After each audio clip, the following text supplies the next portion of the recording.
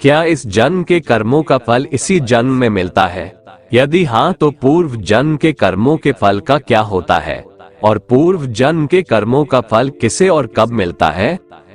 नमस्ते प्रिय मित्रों, कर्म और फल मनुष्य के जीवन व्यतीत क्रियाओं के अनुसार होता है। हमारा पूर्व जन्म कब, कहां और कैसे था, शायद ही किसी को पता हो, क्योंकि जब इंसान जन्म लेता है तो वह एक शिशु के रूप में होता है और जब वह बड़ा होता है तो संसार के माया जाल में फंस जाता है। इंसान के कर्मों का फल उसके जीवन के आधार के अनुसार होता है। तो पुनर्जन्म क्या है और क्या हमारे कर्म जन्म से लेकर मौत तक हमारा अनुसरण करते हैं? गीता में भगवान श्री कृष्ण ने अर्जुन को ये बात समझाई थी कि लोगों को उसके कर्मों का फल हमेशा मिलता है। आपने महसूस किया होगा कि बुरे लोग हमेशा बुरे कर्म करते हैं, फिर भी वह जीवन में सुखी और संपन्न रहते हैं, जबकि अच्छे लोग जीवन भर अच्छे कर्म करते हैं, फिर भी उसे अपमान और दर्द ही मिलता है। अक्सर लोगों के मन में ऐसा सवाल रहता है कि जो लोग अच्छे कर्म करते हैं वो परेशान रहते हैं, वहीं जो बुरे कर्म करते हैं वो खुशी से रह रहे होते हैं। अच्छे कर्म करने वाले परेशान होते हैं कि आखिर उन्हें इतनी परीक्षा क्यों देनी पड़ रही है, जबकि जो अधर्म की राह में है वो खुश है और जिंदगी का लुत्फ उठा रहे हैं। अक्सर लोग सोचते हैं कि अब अच्छाई का जमाना ही नहीं रहा। अगर आपके मन में भी ये सवाल आया है तो आज आप इसका जवाब सुन लीजिए। ये जवाब वो है जो भगवत गीता में लिखा है और श्री कृष्ण ने अर्जुन को दिया था।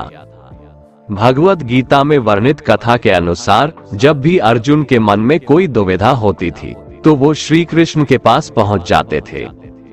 एक बार की बात है, अर्जुन ने भगवान श्री कृष्ण के समीप आकर कहा कि वो दुविधा में है और इसका जवाब वो श्री कृष्ण से चाहते हैं। श्री कृष्ण ने पूछा कि क्या सवाल है? अर्जुन ने कहा, मुझे ये जानना है कि अच्छे लोगों के साथ हमेशा बुरा ही क्यों होता है, वहीं बुरे लोग खुशहाल दिखते हैं। अर्जुन के मुंह से ऐसी बातें सुनकर श्री कृष्ण मुस्कुराए और कहा, मनुष्य जैसा सोचता है और महसूस करता है वैसा कुछ नहीं होता है, बल्कि अज्ञानता की वजह से वो सच्चाई नहीं समझ पाता है। अर्जुन उनकी ये बात समझ नहीं पाए। इसके बाद श्री कृष्ण ने क्या कहा वो जानते हैं। कान्हा ने अर्जुन से कहा कि हे पार्थ, मैं तुम्हें एक कथा सुनाता हूँ, उसे सुनकर तुम समझ जाओगे कि हर प्राणी को उसके कर्म के हिसाब से ही फल मिलता है। प्रकृति हर किसी को अपनी राह चुनने का मौका देती है। अब वो मनुष्य की इच्छा पर निर्भर करता है कि उसे धर्म की राह चुननी है या अधर्म की। कथा शुरू करते हुए श्री कृष्ण ने कहा, एक नगर में दो पुरुष रहा करते थे। एक पुरुष व्यापारी था जिसके जीवन में धर्म की बहुत महत्ता थी। वो पूजा पाठ में यकीन रखता था। वो हर रोज मंदिर जाता था और दान धर्म भी करता था और हर रोज भगवान की पूजा करता था। वहीं दूसरा पुरुष बिल्कुल विपरीत था। वो हर रोज मंदिर तो जाता था लेकिन पूजा करने नहीं, बल्कि मंदिर के बाहर से जूते चप्पल चुराने। उसे दान और धर्म से कोई लेना देना नहीं था। समय बीतता गया और एक दिन बहुत जोर की बारिश हो रही थी। इस वजह से मंदिर में पुजारी के अलावा कोई नहीं था। ये बात जब दूसरे पुरुष को पता चली तो उसने कहा कि ये सही मौका है मंदिर का धन चुराने का। पंडित से नजर बचाकर उसने मंदिर का सारा धन चुरा लिया। उसी समय धर्म कर्म में विश्वास रखने वाला व्यक्ति भी मंदिर पहुंचा। दुर्भाग्य से मंदिर के पुजारी ने उसे ही चोर समझ लिया और चिल्लाने लगे। वहां लोग एकत्र हो गए और उसे बहुत मारा। किसी तरह वो बचते बचाते वहां से निकला तो दुर्भाग्य ने उसका साथ वहां भी नहीं छोड़ा। मंदिर के बाहर वो एक गाड़ी से टकरा गया और घायल हो गया। फिर वो व्यापारी लंगड़ाते हुए घर जाने लगा तो रास्ते में उसकी मुलाकात उस पुरुष से हुई जिसने मंदिर से धन चुराया था। उसने कहा, आज तो मेरी किस्मत चमक गई, एक साथ इतना सारा धन मिल गया। ये सब देखकर उसे बहुत बुरा लगा और उसने अपने घर से भगवान की सारी तस्वीरें निकाल दी। कुछ सालों बाद दोनों की पुरुषों की मृत्यु हो गई। मरने के बाद जब दोनों यमराज की सभा में पहुंचे और भले पुरुष ने दूसरे व्यक्ति को देखा तो उसे बहुत गुस्सा आया। उसने क्रोधित होकर यमराज से पूछ ही लिया, मैं तो हमेशा अच्छे कर्म करता था, दान में विश्वास रखता था, उसके बदले जीवन भर मुझे अपमान और दर्द ही मिला, और इस व्यक्ति को नोटों से भरी पोटली, आखिर ऐसा भेदभाव क्यों? इस पर यमराज ने कहा, पुत्र तुम गलत समझ रहे हो। जिस दिन तुम्हारी गाड़ी से टक्कर हुई थी वो दिन तुम्हारे जीवन का आखिरी दिन था, परंतु तुम्हारे अच्छे कर्मों की वजह से तुम्हारी मौत सिर्फ एक छोटी से चोट में बदल गई। तुम इस दुष्ट व्यक्ति के बारे में जानना चाहते हो? दरअसल इसके भाग्य में राजयोग था, मगर इसके कुकर्मों और अधर्म की वजह से वो सिर्फ एक छोटी सी धन की पोटली में बदल गया। कथा सुनाने के बाद श्री कृष्ण अर्जुन से कहते हैं, पार्थ क्या अब तुम्हें तुम्हारे सवाल का जवाब मिल गया? ऐसा सोचना कि भगवान तुम्हारे कर्मों को नजरअंदाज कर रहे हैं, ये बिल्कुल भी सत्य नहीं है।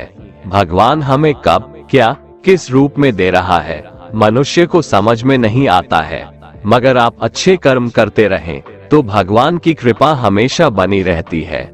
इसलिए अपने अच्छे कर्मों को बदलना नहीं चाहिए, क्योंकि उसका फल हमें इसी जीवन में मिलता है। इसलिए मनुष्य का फर्ज है कि वो हमेशा अच्छे कर्म करते रहें, क्योंकि श्री कृष्ण ने गीता में भी बताया है कि किसी के द्वारा किया गया कर्म बेकार नहीं जाता है, चाहे वो अच्छा हो या बुरा। दोस्तों, हम जैसा कर्म करते हैं वैसा ही हमें फल मिलता है। अगर हमने अच्छे कर्म किए होते हैं तो उसका हमें अच्छा फल मिलता है, और बुरे कर्म किए होते हैं तो हमें उसका फल बुरा मिलता है। अगर हमारे साथ कुछ बुरा होता था तो पहले लोग ऐसा बोलते थे कि जरूर उसने पिछले जन्म में कुछ बुरा किया होगा, इसलिए इसके साथ ऐसा इस जन्म में हुआ। लेकिन अगर हम बात आज के जमाने की करें तो हमें अपने कर्म का हिसाब भी इसी जमाने में चुकाना पड़ता है। पहले भगवान नोट और कलम लेकर सभी के कर्म का हिसाब करते थे, इसलिए पिछले जन्म का हिसाब इस जन्म में होता था। लेकिन आज तो इंटरनेट का जमाना है, इसलिए भगवान भी लैपटॉप लेकर बैठते हैं और सभी के कर्म का हिसाब इसी जन्म में होता है। ये कहानी भी कर्म के बारे में ही है। हमारा जैसा कर्म होता है वैसा ही फल हमें मिलता है। एक छोटे से गांव में एक लड़का रहता था। वो लड़का बहुत ज्यादा गरीब परिवार से था। वो अपनी स्कूल की पढ़ाई करता था और स्कूल के बाद लोगों के घर घर जाकर सामान बेचने का काम करता था। इस तरह घर घर जाकर सामान बेचकर उसे जो भी पैसे मिलते थे उसी में से वो अपनी स्कूल की फीस भरता था। वो लड़का हर रोज की तरह एक दिन स्कूल के बाद दोपहर को सामान बेचने के लिए निकला था। उसे बहुत जोर की भूख लगी थी। उसने ये तय किया कि मैं अब जिस भी घर पे जाऊंगा और सामान बेचूंगा उस घर से पैसे नहीं खाना मांग लूंगा। वो एक घर के पास जाता है और बाहर से दरवाजा खटखटाता है। उस घर में से एक लड़की बाहर निकलती है और वो दरवाजा खोलती है। उस लड़के ने उससे पानी मांग लिया। लड़की ने देखा कि ये लड़का बहुत थका सा है।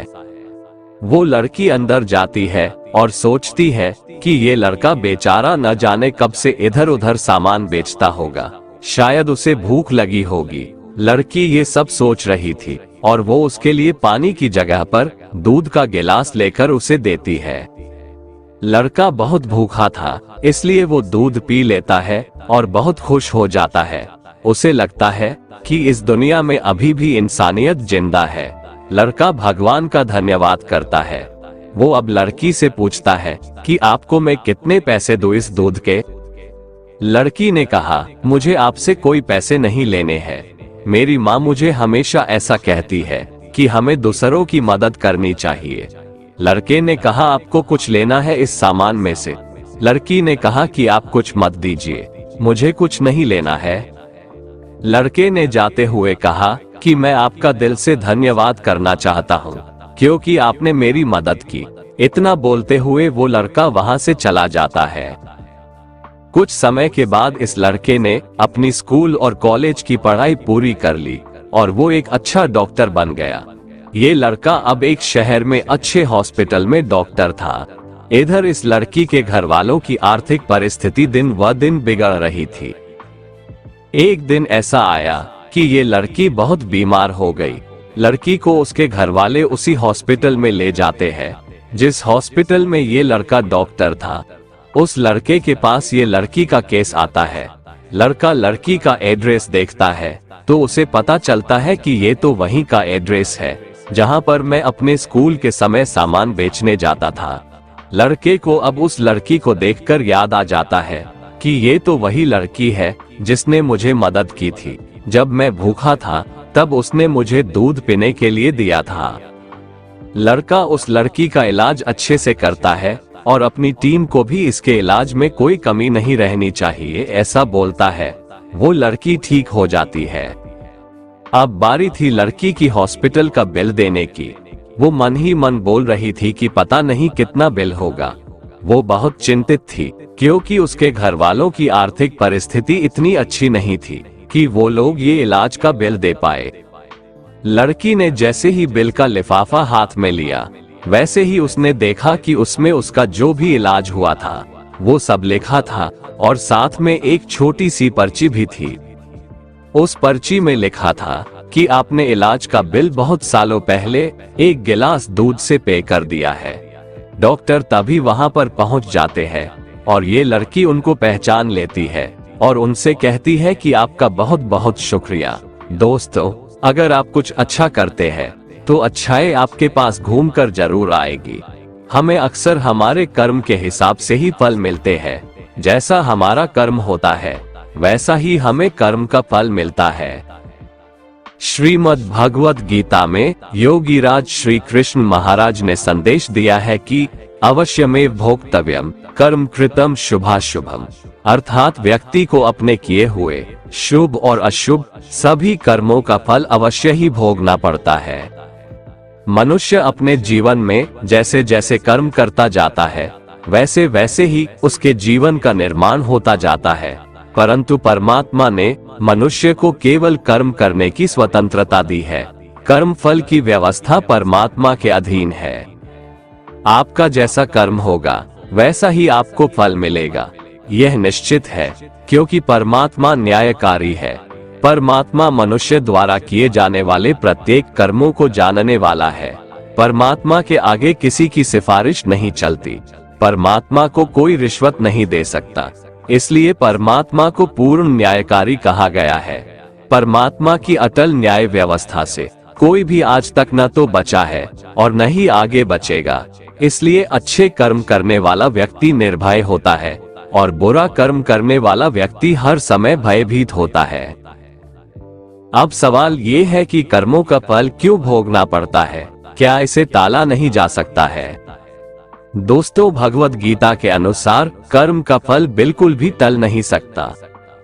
हम चाहे कितनी भी चालाकियां कर ले, कितने भी होशियार रहें, बेशक पूरी दुनिया की आंखों में धूल झोंक दे, बेशक आप इस बात को जान ना पाए, बेशक हम सभी अपने कर्मों से अनजान बने रहें, सब भूल सकते हैं, दुनिया भुला सकती है, पर कर्मफल निरंतर चुपचाप एक छाया की तरह अदृश्य शांत चित हमारे संग संग चलता रहता है।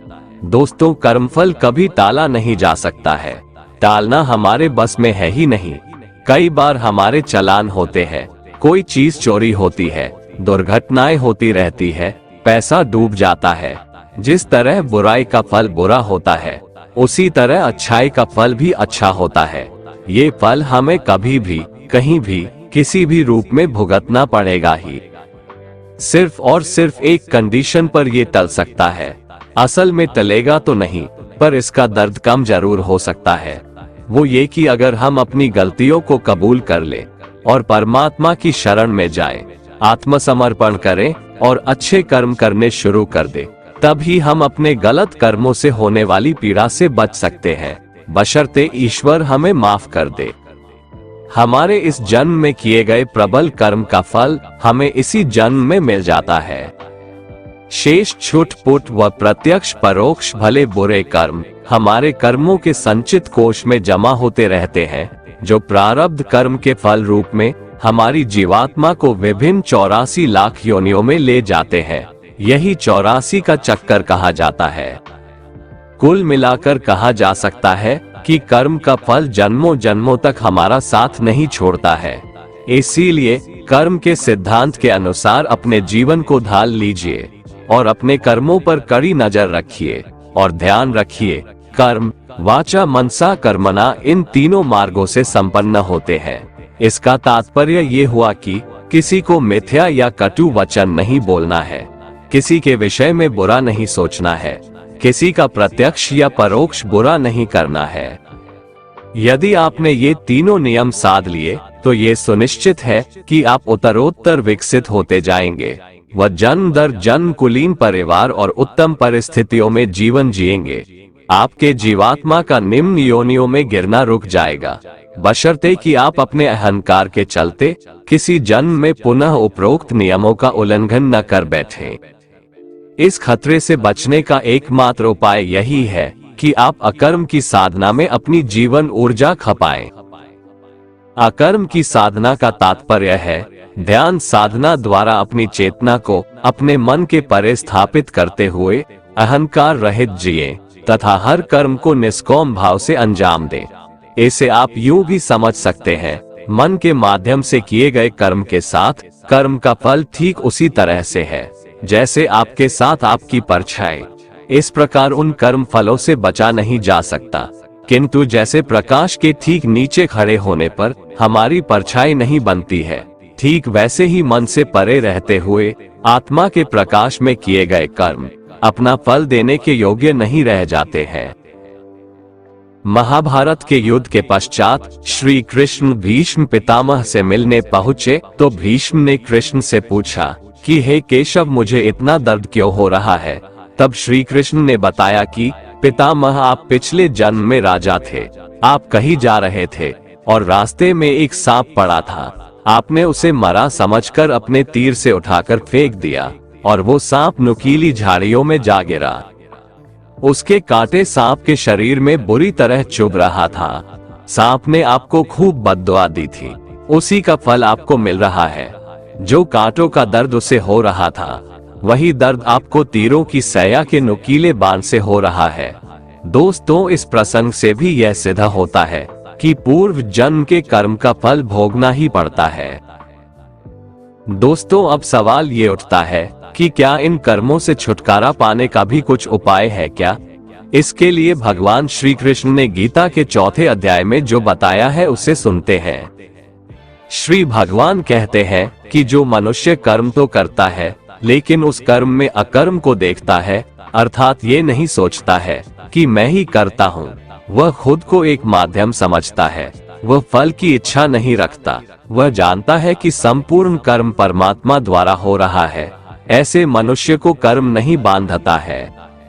जो पुरुष समस्त कर्मों में और उनके फल में आसक्ति का सर्वथा त्याग करके संसार के आश्रय से रहित हो गया है और परमात्मा में नित्य तृप्त है, उसके लिए भगवान की भक्ति के अलावा और कोई कर्म नहीं रह जाता है।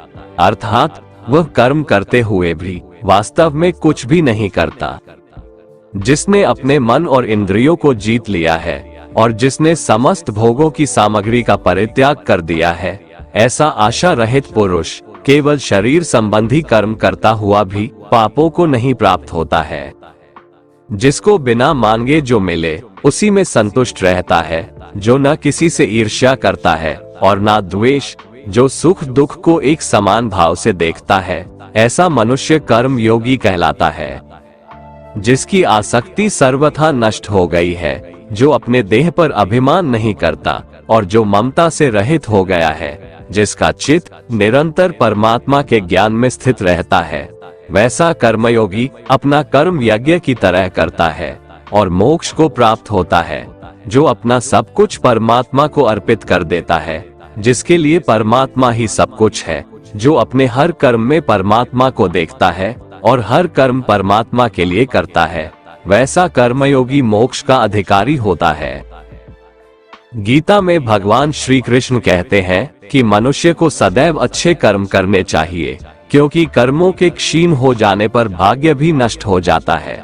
जिस मनुष्य का अपने कर्मों पर अटूट विश्वास होता है और जो मनुष्य अपने कर्मों पर सदा अडिग रहता है, वही मनुष्य जीवन में सफल होता है।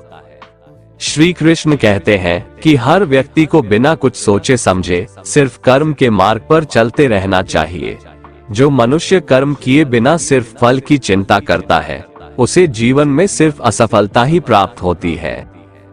श्री कृष्ण के अनुसार परिस्थितियां चाहे कितनी भी खराब हो, वो हमेशा एक जैसी नहीं रहती है, वो बदलती जरूर है। इसलिए मनुष्य को बहुत धैर्य और हिम्मत से काम लेना चाहिए। श्री कृष्ण कहते हैं कि ईश्वर कभी भी किसी व्यक्ति के साथ नाइंसाफी नहीं करता, वो उसको केवल वही देता है जिसके वह लायक है। भगवान कहते हैं, कर्म करो लेकिन फल की इच्छा मत रखो। इस संसार में कोई भी मनुष्य किसी भी काल में क्षण मात्र भी बिना कर्म किए नहीं रहता, क्योंकि सारा मनुष्य समुदाय कर्म करने के लिए ही पैदा हुआ है। बिना कर्म किए कोई रह नहीं सकता है। जो मनुष्य समस्त इंद्रियों को वश में करके आसक्ति रहित कर्म करता है, वही श्रेष्ठ है, अर्थात वही कर्मयोगी है। कर्म का मार्ग दिखाते हुए श्री कृष्ण कहते हैं कि कर्म न करने की अपेक्षा कर्म करना ज्यादा श्रेष्ठ है, तथा कर्म न करने से मनुष्य का शरीर निर्वाह भी नहीं सिद्ध होता है। अर्थात मनुष्य को चाहिए कि वह सिर्फ अपने कर्तव्यों का पालन करे, क्योंकि कर्म नहीं करने से मनुष्य का जन्म लेना भी बेकार हो जाता है। भगवान कहते हैं, तू यज्ञ समझकर अपना कर्म कर। जिस प्रकार यज्ञ समाज और प्रजा की भलाई के लिए किया जाता है, उसी तरह तू अपने कर्मों को यज्ञ समझकर, अर्थात अपना कर्तव्य समझकर कर्म कर। जो पुरुष इस परंपरा से नहीं चलता, प्रकृति के नियमों का पालन नहीं करता, अर्थात अपने कर्तव्य का पालन नहीं करता, वो इंद्रियों के द्वारा भोगों को भोगने वाला पापी पुरुष व्यर्थ ही जीता है। परंतु जो मनुष्य आत्मा में ही रमण करने वाला और आत्मा में ही तृप्त तथा आत्मा में ही संतुष्ट हो, उसके लिए कोई कर्तव्य नहीं है। आत्मा का मतलब यहाँ सबसे बड़ा सच है, और जो सत्य को समझता है, सत्य में ही खुश होकर सत्य में ही रहता है, उसके लिए कोई कर्तव्य नहीं है। लेकिन ऐसा कोई लाखों करोड़ों में एक होता है। उस महापुरुष का इस विश्व में न तो कर्म करने से कोई प्रयोजन रहता है और न कर्मों के न करने से ही कोई प्रयोजन रहता है, तथा संपूर्ण प्राणियों में भी इसका स्वार्थ से कोई संबंध नहीं रहता। कहने का सीधा मतलब है, जिसे परमात्मा मिल चुका है, वो कोई और दूसरा कर्म क्यों करे। श्री कृष्ण कहते हैं, अगर तुमने कोई रिश्ता खोया है या किसी रिश्ते से निराश हो, तो वह रिश्ता मुझसे बना लो, मैं कभी भी तुम्हें छोड़कर नहीं जाऊंगा। इसलिए तू निरंतर आसक्ति से रहित होकर, अर्थात अपनी इच्छा को त्याग कर, सदा कर्तव्य कर्म को भली भांति करता रह, क्योंकि आसक्ति से रहित होकर कर्म करता हुआ मनुष्य परमात्मा को प्राप्त हो जाता है। बहुत से ऐसे लोग हैं जो कर्म करते हुए ही परम सिद्धि को प्राप्त हुए थे। जनक आदि ज्ञानी जन भी आसक्ति रहित कर्म द्वारा ही परम सिद्धि को प्राप्त हुए थे। इसलिए कर्म करना ही उचित है। श्रीमद् भगवद गीता में श्री कृष्ण कहते हैं कि जीवन में कुछ भी स्थायी नहीं है, इसलिए स्वयं को अधिक तनावग्रस्त न करें। किसी के साथ चलने से ना तो कोई खुशी मिलती है और ना ही लक्ष्य, इसलिए मनुष्य को सदैव अपने कर्मों पर विश्वास करते हुए अकेले चलते रहना चाहिए। श्रेष्ठ पुरुष जो जो आचरण करता है, अन्य पुरुष भी वैसा वैसा ही आचरण करते हैं। वो जो कुछ प्रमाण कर देता है, समस्त मनुष्य समुदाय उन्हीं के पद चिन्हों पर अपने रास्ते चुनता है। इसलिए सज्जन व्यक्तियों को सदैव अच्छा व्यवहार करना चाहिए।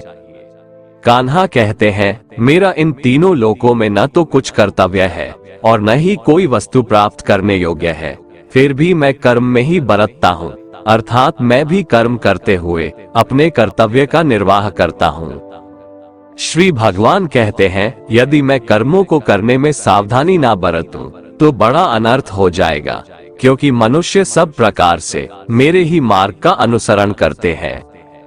इसलिए यदि मैं कर्म न करूं, तो ये सब मनुष्य नष्ट भ्रष्ट हो जाएंगे और मैं संकर्ता का करने वाला हो जाऊंगा तथा इस समस्त प्रजा को नष्ट करने वाला बन जाऊंगा।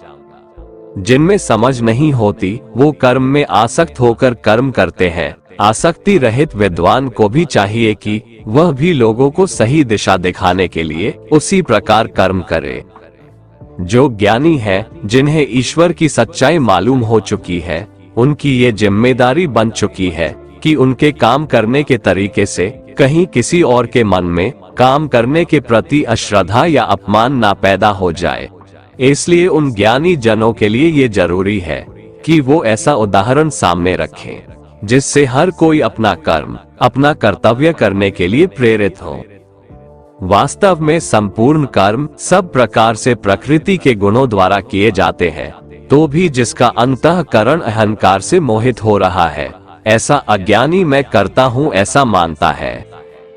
तामसिक गुण वाले व्यक्ति आलस्य या नींद इसी प्रकार के कर्म करते हैं। राजसिक गुण वाले बात बात पर शौर्य या बहादुरी दिखाने का काम करते हैं, लेकिन ज्ञानी मनुष्य जानते हैं उसके गुण ही उससे कर्म करवा रहे हैं, और जो ज्ञानी नहीं होते वो समझते हैं कि सब कुछ वही कर रहे हैं। कर्म में लगे हुए ज्ञानियों को ये जानना चाहिए कि गुण ही उनसे कर्म करवाते हैं, वो खुद कुछ भी नहीं करते। और जो ज्ञानी इस बात को समझ ले तो ये उनकी जिम्मेदारी होती है कि वो अज्ञानियों को समझाए कि कर्म ही उनका धर्म है। श्री कृष्ण कहते हैं कि तुम मुझ अंतर्यामी परमात्मा में अपने सारे कर्मों को अर्पण कर दे। जो कोई मनुष्य दोष दृष्टि से रहित और श्रद्धा युक्त होकर मेरे इस मत का सदा अनुसरण करते हैं, वे भी संपूर्ण कर्मों से छूट जाते हैं।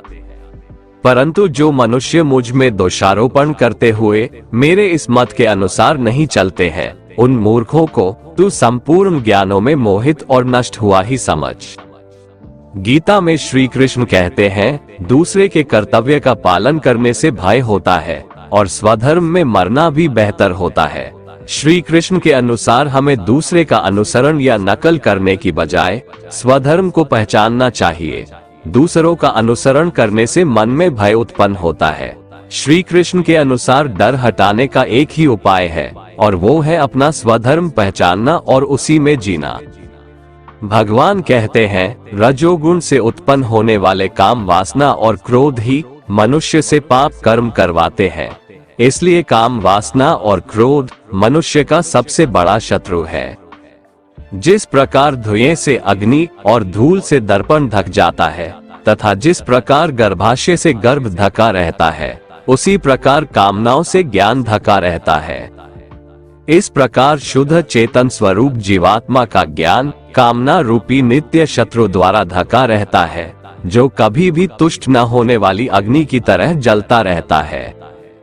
इंद्रियां, मन और बुद्धि कामनाओं के निवास स्थान होते हैं। इनके द्वारा कामनाएं ज्ञान को आच्छादित करके जीवात्मा को मोहग्रस्त कर देती है। इसलिए मनुष्य को चाहिए कि प्रारंभ में ही इंद्रियों को वश में करके और आत्मज्ञान और आत्म साक्षात्कार में बाधा उत्पन्न करने वाली इन महान पापी कामनाओं का ही बलपूर्वक खात्मा कर दे और कर्म योग के द्वारा परमात्मा की भक्ति करके समस्त कर्मों से छुटकारा प्राप्त कर ले। दोस्तों, अगर आपको हमारा ये वीडियो पसंद आया तो कमेंट में जय श्री राधे कृष्ण लिखें, और ऐसे ही प्रेरणादायक वीडियो देखने के लिए हमारे चैनल को सब्सक्राइब कर लें। जय श्री राधे कृष्ण।